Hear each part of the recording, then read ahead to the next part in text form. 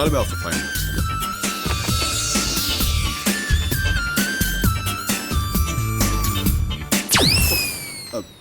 మీరు ఏంటండి ఇది? బొమ్మ అనుకుని నేను లోపల. ఇది కాదండి, మరి మీ మూలంగా నేను ప్రాబ్లం లో పడ్డాను. నా మూలంగానా? చాలా పెద్ద ప్రాబ్లం లో. అసలు ప్రాబ్లం ఏంటండి? అది మీరు నా బాయ్ ఫ్రెండ్ అని చెప్పడం వల్ల ప్రాబ్లం లో పడ్డాను.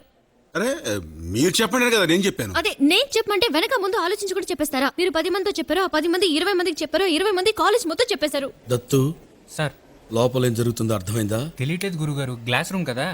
ఆ సిద్ధార్థ గడ తన పాపులారిటీని అడ్డం పెట్టుకుని ఆ అమ్మాయిని ట్రాప్ చేశాడు. ట్రాప్ చేసిన తర్వాత ఏం జరుగుతుందో తెలుసు కదా? తెలియదు గురుగారు. ఆ అమ్మాయి వంక చూడు ఏం మాట్లాడుతుందో. నిన్ను నమ్మి నా సరస్సు అర్పించాక ఇప్పుడు నాకు సంబంధం లేదంటావా? సిద్ధార్థ, నువ్వు అర్పించింది నన్ను చూసి కాదు, నా పాపులారిటీని చూసి. అయినా నీలాంటి వాళ్ళని ఎంతమందిని చూశాను, నువ్వేం ఫస్ట్ టైం కాదు. అప్పుడు అమ్మాయి నా కడుపులో పెరుగుతున్న నీ పాపానికి నేను తల్లిని కావాలంటావా? చూడరా, అవునండి. అది పాపం అని నువ్వు అనుకుంటున్నావు, పాపులారిటీయే నేను అనుకుంటున్నాను. నువ్వు చచ్చి గీ పెట్టుకున్నా సరే నేను ఈ పెళ్లికి ఒప్పుకోను. అంతే. ఏం పీక్కుంటావు పీక్కు. అయ్యో బాబాయ్, ఏంట్రా? ఎంత కరెక్ట్ గా చెప్తున్నారండి మీరు. లిప్ రీడింగ్ రా. తర్వాత పూర్తిగా నుండు. అలాగేనండి. ఈసారి నాకు ఇష్టం లేకపోయినా మీకోసం వస్తాను, సరేనా? Thank you so much. ఇది ఇంతటితో ఆగిపోతుంది కదా? అది మీ చేతిలోనే ఉంది. Okay bye bye. Bye. Thank you. Excuse me, ఎటువంటి పరిస్థితుల్లో నువ్వు అబార్షన్ చేయించుకోవద్దమ్మా. వాట్? నీకు నేనున్నాను.